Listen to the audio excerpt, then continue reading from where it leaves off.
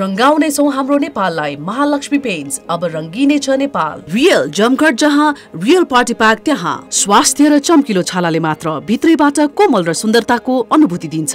Joy beautiful by nature. Bank of the year 2024 Citizens Bank International Limited, यो partner for progress. Gorkha eco panel, मेरो घर Gorkha eco प्यानलको भर। मेरो भान्साको विश्वास, मेरो महारानी, महारानी सुप्रिम र मिठास long grain basmati rice. Maruti cement, किया प्रतिरोधी क्षमता भएको फाइबर युक्त ज्ञान चक्की आटा, हामीसँग ज्ञान छ, सबैलाई हुने ज्ञान। Proud to be associated with Kantipur News. Good evening, I am Ipulagi Singh Lama and these are the headlines of the hour. Billions in government investments to prevent chronic diseases ineffective as number of patients continue to rise. Health Minister admits state resources will be inadequate at current rate. Nepal marks Biodiversity Day today at the backdrop of increasing dependency on import of native crops. Millet worth more than 750 million imported in just 1 year. Talks resuming in Doha on a deal for a ceasefire in Gaza as key mediator Qatar says an agreement is in final stages. US President Biden signals progress for ending the war. And Nepal's national women's team kick off Koko World Cup campaign with a win, defeat Bhutan in the first match and Germany in second match. Welcome back. The government has allocated 3 billion rupees for patients with 8 types of chronic diseases like cancer, cardiovascular, kidney, among others. 41,845 patients had received support last year as the government provided more than 2,500 million rupees. Apart from funds to support the citizens, the government has also been spending more than 2 billion rupees in disease prevention. However, the number of chronic patients has only increased.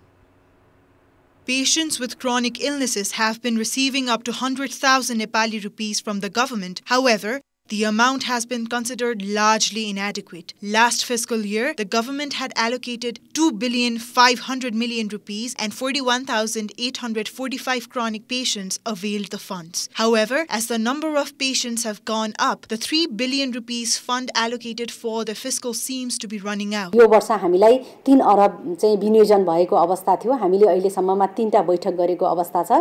यसमा चाहिँ करिब 3 अरब पैसा चाहिँ केही एकदम न्यून मात्रै बाँकी छ, करिब चाहिँ सकिएको अवस्था छ। Although the funds have fallen short, hospitals have continued providing services, but it is not guaranteed that the patients will receive government support. The highest number of chronic patients are of cancer. However, the most expensive treatment is for those with kidney-related ailments. Based on past data, 50% of the government budget has been going to kidney patients. विनियोजन गरेको budget मध्ये 50% भन्दा बढी रकमको खर्च चाहिँ मृगौला रोगमा भएको देखिन्छ, तर बिरामीको संख्या सबैभन्दा बढी चाहिँ क्यान्सरमा भएको देखिन्छ र क्यान्सरको बिरामीको संख्या पनि बढ्दो क्रममा रहेको पनि देखिन्छ। Apart from treatments, the government has also been investing in disease prevention programs, which has so far been ineffective. The government spent 1,765.8 million rupees in preventing chronic illnesses in the fiscal year 2079-80 and then 2,562.5 million rupees the next fiscal.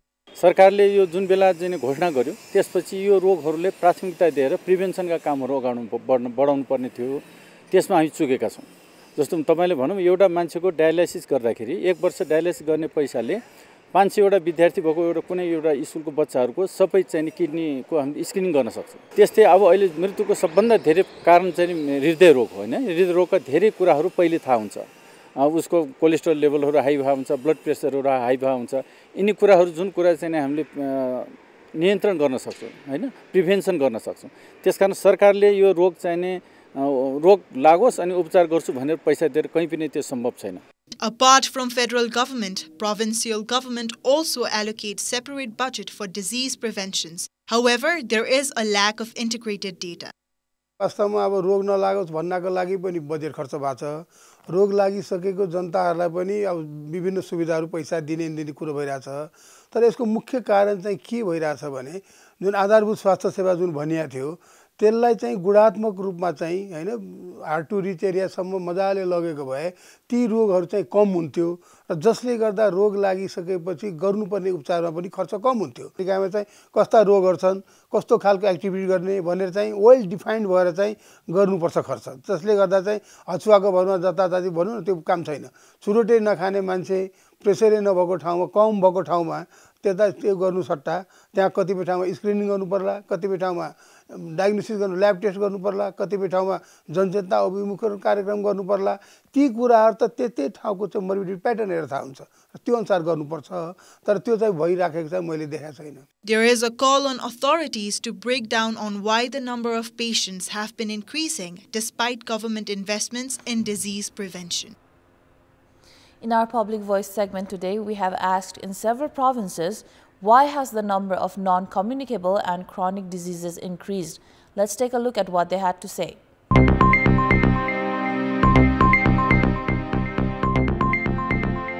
अव्यवस्थित जीवनशैली र अव्यवस्थित खानपानको कारणले गर्दा नै दीर्घ रोगहरू बढेर गइरहेको छ। विषादी प्रयोग गरेका तरकारीहरू खानाले खानेपानी पनि एउटा कुरा हो। पछिल्लो समय चाहिँ प्रदूषणयुक्त चाहिँ खानेपानी छ अनि हाम्रो वायु प्रदूषणले गर्दाखेरि विभिन्न चाहिँ उथलपुथल भइरहेको छ। प्रमुख कारण त अशिक्षा नै हो। उहाँहरू कतिपय मानिसहरू चाहिँ आफूभित्र भएको रोगहरूलाई पनि पालेर बस्नु भएको हुन्छ। धुम्रपान, मद्यपान सेवन गरेर पनि बिरामीहरू धेरै बढिराखेको छ। आहार विहारमा आएको परिवर्तनका कारणले पनि नसर्ने रोगहरू बढिरहेको जस्तो देखिन्छ। धेरै विलासीय जीवनशैलीको कारणले नै यो नसर्ने रोग बढेको हो। समय अनुसार वातावरण अनुसार चाहिँ आम नागरिकहरूलाई चाहिँ सचेत गराउनु चाहिँ राज्यको भूमिकामा चाहिँ गण जिम्मेवारी हुन्छ। सरसफाइको सन्दर्भमा हामी कम ध्यान दिइरहेका छौँ, त्यो पनि एउटा कारण हो। र सँगसँगै हाम्रो जीवनशैलीमा हाम्रा अनुशासनहरू नितान्त कमी छ। नम्बर 1 त खानपिन आफ्नो किचनबाटै छ हैन। अनि त्यसपछि डेली एक्सर्साइज नगर्दा, मेन्टली डिस्ट्रेस हुँदा, लाइफस्टाइलको चाहिँ डिसब्यालेन्स गर्दा चाहिँ बढेको बढेछ। रोगलाई व्यवस्था गरिरहेको कारणले पनि यस्तो रोगहरू बढिरहेको छ।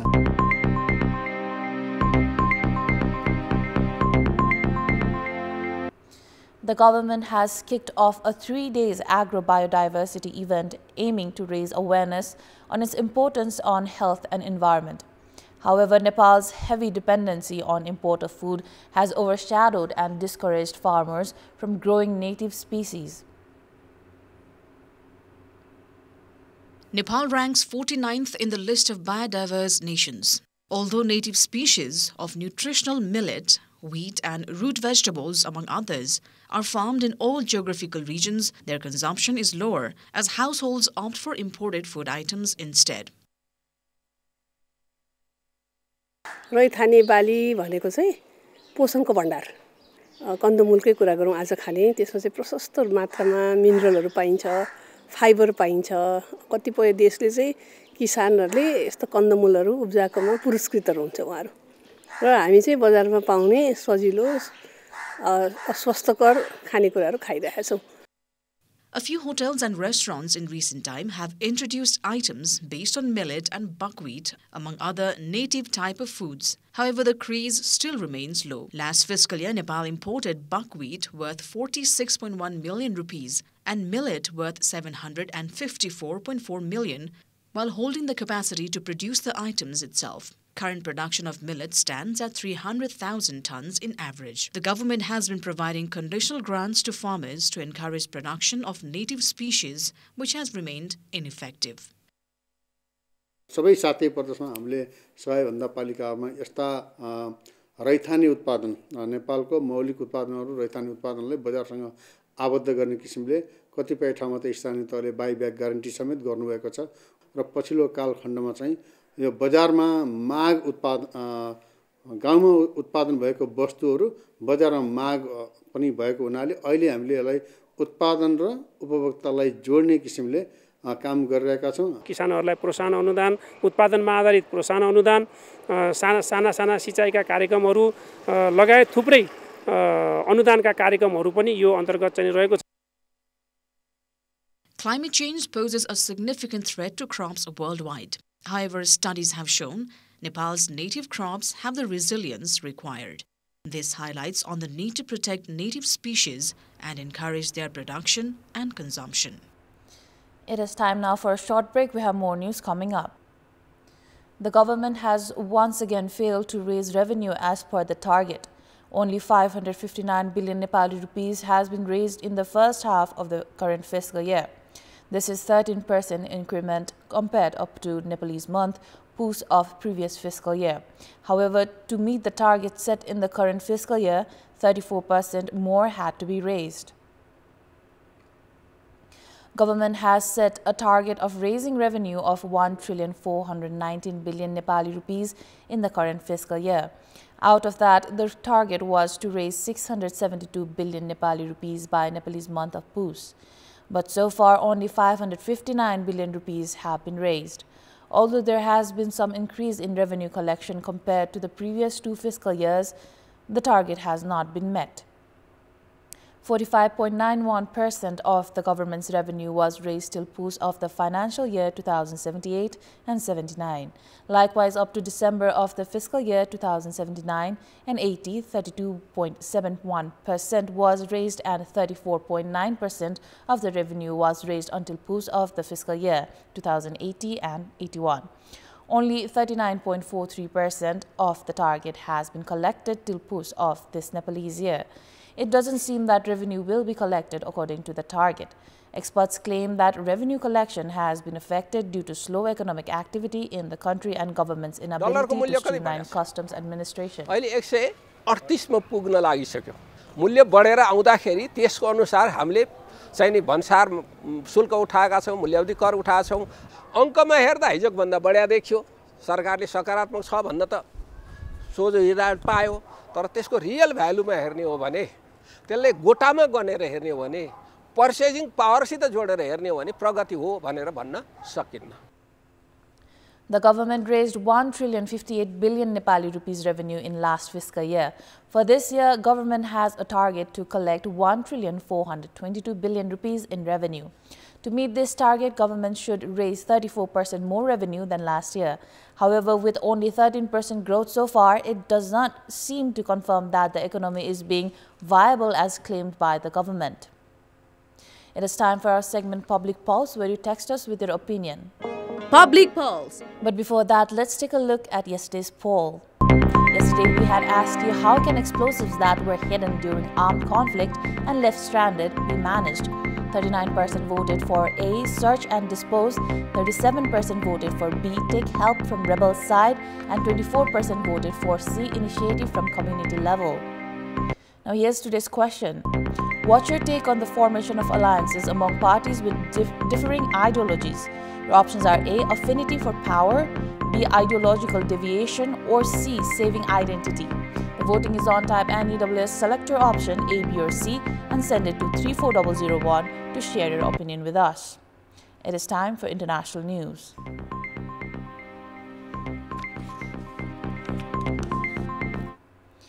Negotiators were meeting in Qatar on Tuesday, hoping to finalize details of a plan to end the war in Gaza after U.S. President Joe Biden indicated a ceasefire and hostage release deal was close. More than 4 hours after talks began, there was still no word on an outcome. Qatar's Foreign Ministry spokesperson Majid Al-Ansari told a news conference that the talks on the final details were underway and this was the closest point to a deal reached over the past months. Hamas said the talks had reached the final steps and that it hoped this round of negotiations would lead to a deal after mediation by Qatar, Egypt, and the United States. An Israeli official said talks had reached a critical phase, although some details needed to be hammered out. Qatari mediators had given Israel and Hamas a final draft of a text for a ceasefire and release of hostages agreement on Monday. An official briefed on the negotiations said after what he described as a midnight breakthrough in talks in Doha. U.S. President-elect Donald Trump's incoming Middle East envoy, Steve Witkoff, and Biden's envoy, Brett McGurk, have both attended the talks hosted by Qatar's Prime Minister Sheikh Mohammed bin Abdulrahman Al Thani. Israel is represented by David Bernia, Director of Spy Service Mossad, and Ronen Bar, head of the Shin Bet Internal Security Agency. If successful, the phased ceasefire could halt fighting that Gaza killed tens of thousands of Palestinians, most of the enclave's populations homeless, and is still killing dozens a day. Israel would recover hostages from among around 96 who still remain in captivity from the October 7th, 2023 attacks by Hamas that were in the war in return of freeing Palestinian detainees. And Israeli officials said the deal's first stage would see the release of 33 hostages, including children, women, including some female soldiers, men above 50, and the wounded and sick. Israel would gradually and partially withdraw some of its forces. A Palestinian source said Israel would free 1,000 Palestinian prisoners during the first phase, which would last 42 days. Meanwhile, Minister of Foreign Affairs Nepal has urged Qatar government to make efforts to rescue Bipin Joshi, a Nepali national held hostage by Hamas since October 2023. Now we have more news coming up, but right now it is time for yet another short break. Sports news. Nepal's national women's team has kicked off the Koko World Cup campaign with a win. In the first match played at India's Indira Gandhi Indoor Stadium, Nepal defeated Bhutan 93-24 and then Germany by 73-34 in the second. Team Nepal, that is being led by Saraswati Katayat, is aiming to reach the final of the first Koko World Cup. Nepal is in Group C alongside Bhutan, Germany, Bangladesh and Sri Lanka. The men's national team had lost to India yesterday by 42-37. In the Prime Minister's Cup National Cricket Tournament, APF clubs secured a commanding victory over Karnali Province, winning by a margin of 111 runs. APF's triumph was powered by impressive half-centuries from Mamata Chowdhury and Indu Burma. APF won the toss and opted to bat first in today's match at the Fapla International Cricket Ground in Dhangari. APF posted an impressive total of 182 runs for the loss of just 1 wicket in 20 overs. Opener Rajmati Chowdhury contributed 22 runs before being dismissed by Diksha Puri. Mamta and Indu shared a remarkable 124-run partnership for the second wicket. Mamta scored 78 runs off 66 balls, while Indu contributed 52 runs off 34 balls, hitting 7 boundaries. In response, Karnali struggled to chase the target, managing only 71 runs for the loss of 7 wickets. Openers Sovika Sahi scored 8 runs and Rama Burathoki added 10 runs to the total. Simana Malla, Bipana Thapa and Bimala Burathoki failed to reach double digits, while Diksha Puri managed to score 17 runs and Gauri Bohra remained unbeaten on 10 runs. Karuna Bhandari claimed 3 wickets for the dismantling Karnali innings. In tomorrow's matches of the tournament, APF will face Gandaki Province, while Lumbini will take on Sudur Paschim Province. Now, likewise, Sudur Paschim Province has defeated Gandaki Province by 7 wickets in the inaugural match of the Prime Minister's Cup Women's National Cricket Tournament. Sudur Paschim won the toss and elected to field first at the Fapla International Cricket Ground. Due to bad weather, the match started late and was shortened to 15 overs per side. Gandaki struggled with the bat, losing 7 wickets and managing a modest total of 55 runs. Only Srijana Paudel, who scored 10 runs, and Rekha Tamang, who contributed 13 runs, reached double figures, while the rest of the batters failed to make an impact. 2 batters from Gandaki returned to the pavilion without scoring. Revati Dhami delivered an exceptional performance, taking 4 wickets for just 9 runs in 3 overs, helping restricting Gandaki to a low total. Janaki Thapa and Ritu Kanojia also contributed with 1 wicket each. In response, Sudur Paschim comfortably chased down the target with 31 balls to spare. Manisa Bohra scored 9 runs, Bindu Rao 6 runs and Kavita Kumar 8 runs. Revati Dhami capped off her outstanding all-round performance with an unbeaten 21 runs, securing a winning start for Sudur Paschim. Akriti Tiwari and Preksha Burathoki each claimed 1 wicket for Gandaki. Now, the first day of the finals of J Trophy Men's Elite Cup was affected due to bad weather in the Narayani Cricket Ground, Birganj. Trivandrum Army Club won the toss and invited Nepal Police to bat first. The game was delayed due to foggy weather. Police scored 85 runs in 17 overs, losing 2 wickets. Dilip Nath was dismissed for a golden duck on the very first ball of the innings, caught by Sompal Kami. Amit Shrestha was sent back to the pavilion on 20 runs, falling to Sahab Alam's delivery. Kushal Bhurtel remained not out with a half-century, while Arjun Saud, having faced 13 balls, is yet to open his account.